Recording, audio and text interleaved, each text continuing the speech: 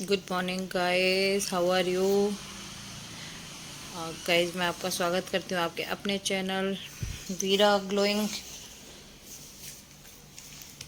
रोज petals में। और आज मेरे कोई पहचान वाले हैं, आज मैं छुट्टी पे थी तो उनका फ़ोन आया कि आप मकान देख लीजिए, विला देखने के लिए बुला रहे हैं। अब जिस हिसाब से उन्होंने बजट बताया तो मेरा जाना बनता नहीं है, क्योंकि बजट बहुत ज़्यादा हाई फाई है, करोड़ों का है। लेकिन उन्होंने कहा एक बार आप आके देख लीजिए, आपको आइडिया हो जाएगा क्या आपको क्या करना है। तो मैंने कहा चलो ठीक है, देख लेते हैं। बिट्टू स्कूल से आ गया है तो मैंने कहा चलो साथ में चलते हैं दोनों माँ बेटे। अब गर्मी तो बहुत ज़्यादा हो रखी है, उमस हो रखी है, शायद बारिश आने वाली है। मैं सो के उठी हूँ तो मेरे आंखें थोड़ी सी ऐसी हो रही है, मन तो नहीं कर रहा है, लेकिन जाते हैं भाई। जिस रास्ते जानना नहीं है उसका रास्ता नापने की कोई वैसे ज़रूरत नहीं है, लेकिन उन्होंने बहुत ज़्यादा इंसिस्ट किया तो मैं जा रही हूँ। बजट से बाहर है और मुझे नहीं लगता मैं कभी विला वगैरह ले पाऊँगी। मैं तो ज़मीन ले करके ही थोड़ा थोड़ा करके बनाऊँगी, और मैं इंटरेस्टेड भी नहीं हूँ। आजकल के विला है ना, चकाचौंध ज़्यादा होती है, सजावटी चीज़ें। अब भाई पैसे लगा रहे हैं वो तो पैसे तो कस्टमर से ही लेंगे ना। अब मैं ये चीज़ मानती हूँ, लेकिन हम क्या सिंपल लोग हैं, गांव के लोग हैं और सर्विस क्लास हैं। हम इतने चकाचौंध अफोर्ड नहीं कर सकते हैं, और फिजूल खर्ची करना कौन सी समझदारी है। तो फिजूल खर्ची आपको मकान चाहिए, 2 कमरे, hall, kitchen, lat bath sufficient है, अपनी छत हो, पार्किंग हो। बिट्टू भी सोए हुए हैं स्कूल से आने के बाद में, और उन्होंने कहा था मुझे लेके चलना, मैं उठा देती हूँ उनको। तो कहाँ की समझदारी है जी, फालतू के पैसे, करोड़ों रुपए का मकान लेकर के रहने में। अगर आप उसी मकान को 30 40 50 लाख रुपए में आप अच्छे से बना सकते हैं तो आप उसी में रहिए ना। लाइटें आप चकाचौंध वाला ले लेंगे, आए दिन लाइटें खराब होंगी, उसका मेंटेनेंस मांगती है हर चीज़। तो आप देख लें कि कहते हैं ना, ब्याह के बाद में ब्यावली बारी पड़ती है भाई, सीधी सी बात है। और हम चल पड़े हैं यहाँ से, और ये देखिए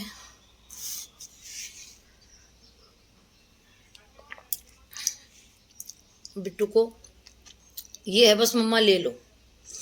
उसको ऐसे लगता है कि जैसे ना हमने पानी पूरी चैलेंज किया, उसने 100 रुपीज़ की ना चॉकलेट की डेयरी मिल्क की जो सिल्क चॉकलेट है वो जीती। तो उसे लगता है मम्मा फट से 100 रुपये में और वो दिला देगी। वैसे उसको मकान का लगता है ना, विला का। उसे ये इतने सुंदर सुंदर मकान बहुत अच्छे लगते हैं, बोलता मम्मा ले लो। अब उसे कुछ भी नहीं पता, बच्चा अभी कि बोलने में और करने में कितना अंतर होता है। तो जा तो रहे हैं, वैसे जिस रास्ते जाना नहीं चाहिए उसकी लंबाई नहीं नापनी चाहिए भाई, मन ललचाता है फिर फालतू की चीज़ों के लिए। फिर भी देख लेते हैं, आइडिया हो जाएगा कि कम से कम मैं श्योर हो जाऊंगी। मैं बार बार मैं ये सोचती हूँ भाई चलो बना बनाया ले लेती हूँ, तो मुझे नहीं लगता मैं कभी अफोर्ड कर पाऊंगी बना बनाया मकान। मकान में आपके इतने सुंदर सुंदर बिल्डर मकान बनाते हैं, इतने सुंदर सुंदर बनाते हैं, इंटीरियर डिजाइनर रखते हैं, इंजीनियर से डिजाइन करवा करके प्रॉपर तरीके से उसको बाकायदा सजवाते हैं। एक एक चीज़ बड़े तरीके से सजाते हैं। वो सारे पैसे लगने तो आपके ही हैं, 9 के 13 देने पड़ते हैं, तो सीधी सी बात है। 9 रुपये लगाएंगे, आपसे 13 रुपये वसूलेंगे। तो मकान चाहिए मुझे सिंपल, बस मेरा और कोई मोटिव नहीं है। बस छत अपनी हो, ज़मीन अपनी हो, बस शाम को सुकून से छत पे घूम सकें, बैठ सकें। सुबह अगर सर्दी का मौसम है तो आराम से धूप सेक सकें, अपना खुद का तुलसी का पौधा लगा लें, थोड़ा बहुत किचन गार्डन बना लें। इस तरह का सिस्टम मेरे को चाहिए। मेरे को कोई झूमर नहीं चाहिए, मेरे को लाइट नहीं चाहिए फालतू की। जितनी ज़रूरत है घर में उतनी सारी चीज़ें ठीक है। हाँ, बहुत ज़्यादा मैं सेलेक्टिव हूँ, और या ये कह सकते हैं कि भाई पॉकेट के हिसाब से चलना पड़ता है। फालतू के सपने देखते हैं, टूटते हैं, दर्द होता है, कोई मतलब नहीं है। और आदमी जब ज़्यादा महत्वाकांक्षाओं में फंसता है ना, ज़्यादा चीज़ें आपके आमदनी अठन्नी और खर्चा रुपया रखता है, तो वो आदमी हमेशा दुख पाता है। हमेशा दुख पाता है।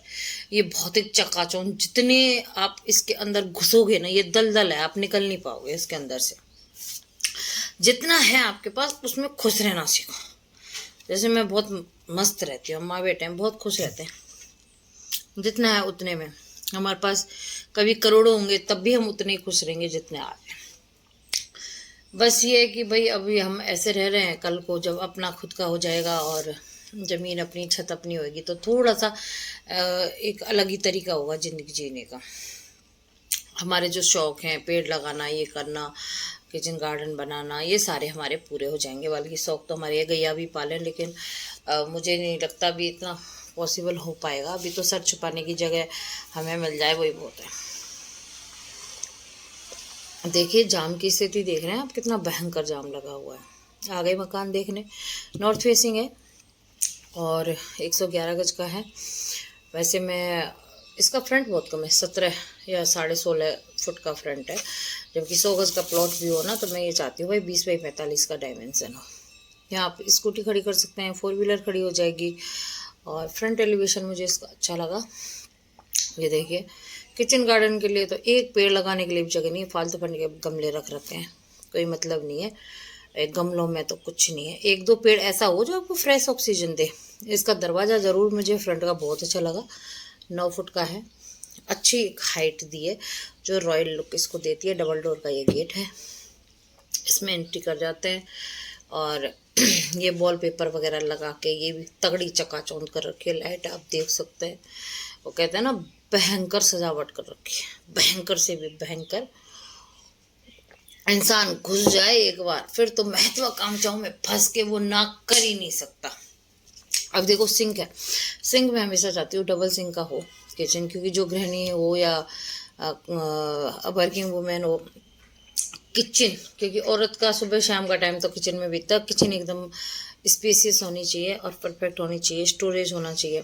अब जैसे कि ये ऊपर स्टोरेज का है, ये थोड़ा बहुत टूम टाम कर रखा है सजावट, इसमें कुछ लेना देना नहीं है, 4 डब्बे नहीं आएंगे। ये हाइड्रोलिक इसके ड्रॉयर हैं, ठीक है, सॉफ्ट क्लोजर है, आराम से ये खुल रहा है, बंद हो रहा है, ये ठीक है। लेकिन इस सिंक के नीचे आपने देखा अभी डस्टबिन भी नहीं आ सकता उसमें, इतनी कम उसकी ऊंचाई है। क्योंकि ये लोग क्या करते हैं, फैशन के चक्कर में वो सिंक को तो ढक देते हैं और वो पत्थर लगा देते हैं नीचे, कोटा स्टोन हुआ, मार्बल हुआ या ग्रेनाइट हुआ, और उसको सीमेंट से भर देते हैं। अरे भाई, जब पुरानी किचन हम किराए के मकान में रहते थे तो यूज़ करते थे, वहाँ पे बिल्कुल भी कुछ नहीं लगा रहा था, सिंक दिखती रहती थी। क्या करना है, जब डोर लग गया तो आराम से मैं सिलेंडर तक उसके नीचे रख लेती थी, डस्टबिन आ जाता था, सिलेंडर आ जाता था एक्स्ट्रा खाली। अब ये देखिए,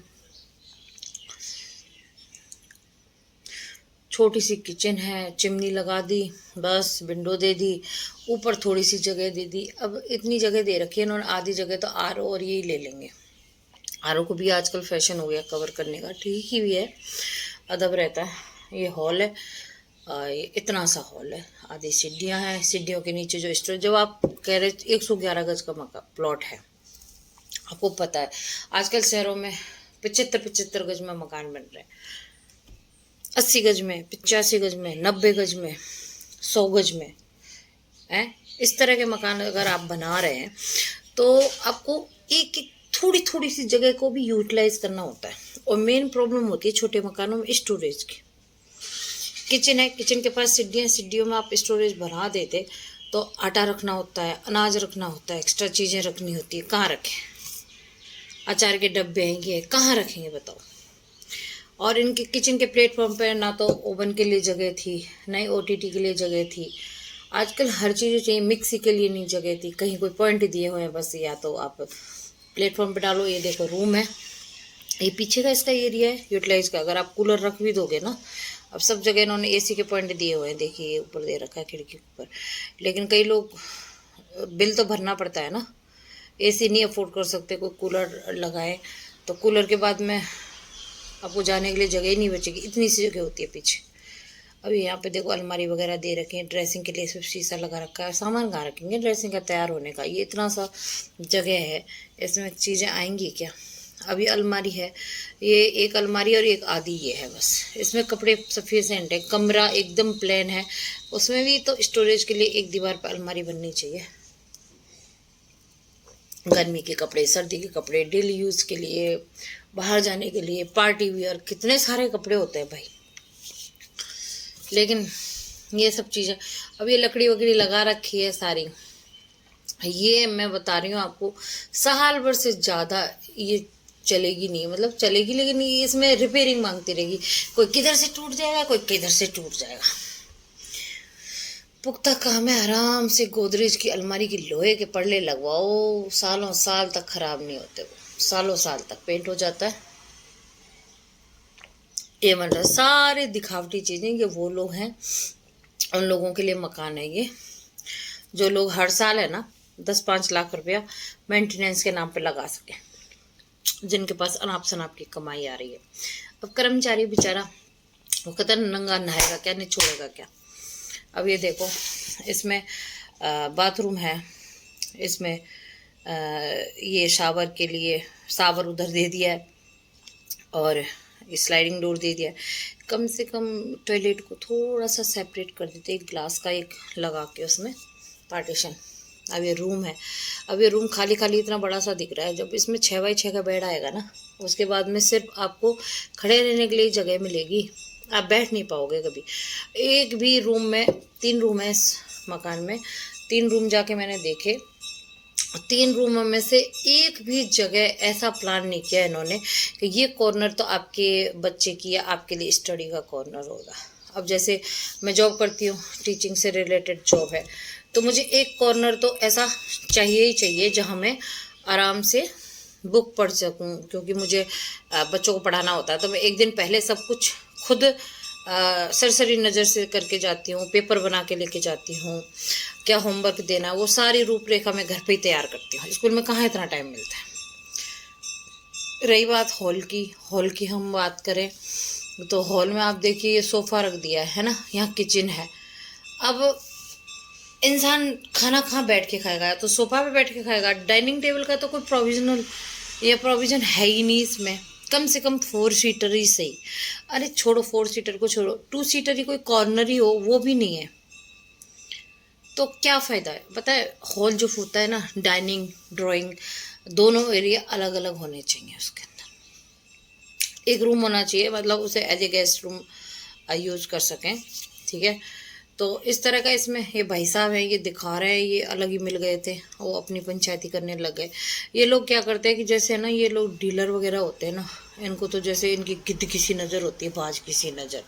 एक बार कोई दिख जाए इनको, बस बीच के बीच में से उसको झाँप लेते हैं और उनको लेक्चर देने लग जाते हैं। अच्छा, एक चीज़ और देखी मैंने, एक मकान देखा था खुद ने, तो ये डीलर मुझे दिखा रहा था। फिर मैंने इसको बोल दिया भाई मेरे को ये वाला तो पसंद नहीं आया, लेकिन इससे कम बजट में ऐसा ही मकान और मैंने देखा है। ये मेरे साथ चला गया बंदा, मुझे वो मकान पसंद आ गया और शायद मैं हो सकता है उसकी डील भी कर लेती, दुख पा करके उसका लोन वोन करवा के कैसे भी मैं उसको करती, कोशिश मन बनाया। इस बंदे ने 1 लाख रुपए बढ़ गए इस बंदे की वजह से मेरे उस मकान में, क्योंकि एक विला अगर कोई लेता है, कोई प्रॉपर्टी डीलर साथ भी चला गया ना, तो 1 लाख रुपए देते हैं ये लोग बिल्डर जो होते हैं उस डीलर को, एक विला पर 1 लाख रुपए तो पक्का ही पक्का। ये लोग गैप वगैरह बना लेते हैं, वो अलग है, आप ये देख लो। अब ये सब ये क्या देखो, उन्होंने चकाचौंध कर रखी है, सोफा लगा रखा है, इधर उधर बेड लगा रखा है, एसी लगा रखा है, ये सब टूम टाम है, कुछ नहीं है इनमें, कुछ भी नहीं, दिखावटी चीजें हैं। अपनी जमीन लो भैया, धीरे धीरे बना लो, कोई दिक्कत नहीं है, कम से कम आपके पैसे का यूटिलाइजेशन तो होगा। मेरा एक जान पहचान वाला बंदा है, उसका फादर इसका काम करते हैं बिल्डर वगैरह, वो कह रहे कम से कम 10 से 15 लाख 20 लाख रुपए हम एक विला पे बचाते हैं। और सही भी है भाई, भाग दौड़ करते हैं इतनी, वो भी तो कुछ कर रहे हैं, लेकिन भाई ये वो लोग हैं जो इनको ले सकते हैं, जिनके पास खूब सारा पैसा है। अब यहाँ हमारे पास अपने लिए नहीं है, दूसरों को कहाँ से लौटाएंगे।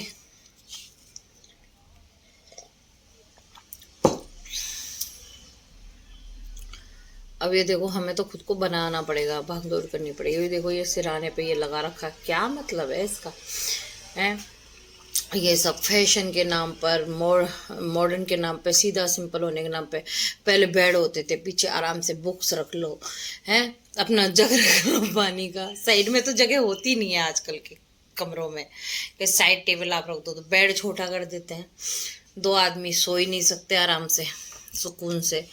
अरे पहले होते थे मगर चौड़े चौड़े हॉल होते थे, 20x20 का, 15x20 का, 15x18 का, है 13x18 का, 13x15 का। अब के रूम होते हैं 10x10 का, 8x9 का। मतलब कितना, जो मास्टर बेडरूम होता है ना इन लोगों का, वो होता है मास्टर बेडरूम। मैंने पूछा कितने का है ना, 10x12 का मास्टर बेडरूम। तो ये चीजें हैं, मैं देख दाख के आ गई। ये बालकनी मेरे को थोड़ी ठीक ठाक लगी, थोड़ी बड़ी है। अब ये बंदा चाहता था इसको थोड़ा छोटी कर देता, अरे रूम बड़ा हो जाता। मैं वीडियो बना रही हूँ, ये बंदा देख कितना राजी हो रहा है बेचारा, ये केयर टेकर है इसका। तो ये बात है भाई और बहनों, कुछ नहीं, मेरे को तो तत्व नजर आया है इसमें। आप ये भी कह सकते हैं भाई अंगूर खट्टे मैं ले नहीं सकती, तो ये भी आप कह सकते हो, लेकिन वही अपने पॉकेट के अकॉर्डिंग चलना पड़ता है। तो मैंने तो ना बोल दिया, और तब से मेरा मन बिल्कुल खट्टा हो गया, दुश्मन के दांत की तरह के। भाई मैं तो नहीं देखने ही नहीं जाऊंगी, ना देखने जाऊंगी, ना मन ललचाएगा, ना फालतू चीज़ों में मैं टेंस होंगी। सीधम सट बात है, कॉन्सेप्ट क्लियर है। थोड़ा सा ज़मीन लेंगे, फिर उसको टुकड़ों में बनाएंगे, और फिर कभी देखेंगे भगवान ने चाहा तो कुछ। फालतू का मैं लोन की पोटली सर पे लेकर के फालतू का टेंशन नहीं ले सकती। पुराना ही लोन नहीं चुका मेरे से। ये सब देख लिया, अब हम चलते हैं। ये ऊपर का है, छत का देखो टाइल वाइल सब। अरे इतना ये लोग दिखावटी चक्करों में बना के रखते हैं, अगला ना ही नहीं कर पाए। अब देखो बीच में गुमटी बना रखी है। अब इधर ये गैलरी सी है, इधर एक कमरे के बराबर राइट में जगह और एक कमरे के बराबर लेफ्ट में जगह। मतलब कम से कम जीना एक साइड में हो, छत एक साइड में हो पूरी, तो कम से कम आराम से कभी कोई भजन कीर्तन करवा रहे हैं, कोई पार्टी रख रहे हैं, तो प्रॉपर यूज तो हो जाए छत का। घर आ गए भाई, लौट के बिल्दू घर आ गए और एक सबक सीख के आए, फालतू में बिला बिला देखने नहीं जाएंगे। क्योंकि इंसान क्या कि एक दूसरे को देखा देखी ना फालतू के इस भंवर में पड़ जाता है ना, चकाचौंध के में, तो आदमी अपना प्रेजेंट, अपना खुशी, अपना सुकून सब खराब कर लेता है। और मैं ऐसा कुछ नहीं करूँगी, बच्चे की पढ़ाई पे ध्यान दूँगी। रही बात मकान की, तो मकान भी बन जाएगा, अभी काफ़ी साल बचे नौकरी के, सब कुछ धीरे धीरे हो जाएगा। थोड़ा थोड़ा थोड़ा थोड़ा थोड़ा करेंगे, जमा करेंगे, कुछ ना कुछ जुगाड़ करेंगे। और कहते हैं ना, पूत कपूत तो के धन संचय, पूत सपूत तो के धन संचय। बच्चा काबिल बन जाएगा, इसे पढ़ा लूँगी तो वही अपने लिए सब कुछ कर लेगा। हमारे लिए किसी ने क्या कर दिया था, 0 से शुरुआत करी थी, 1 रुपया जेब में नहीं था,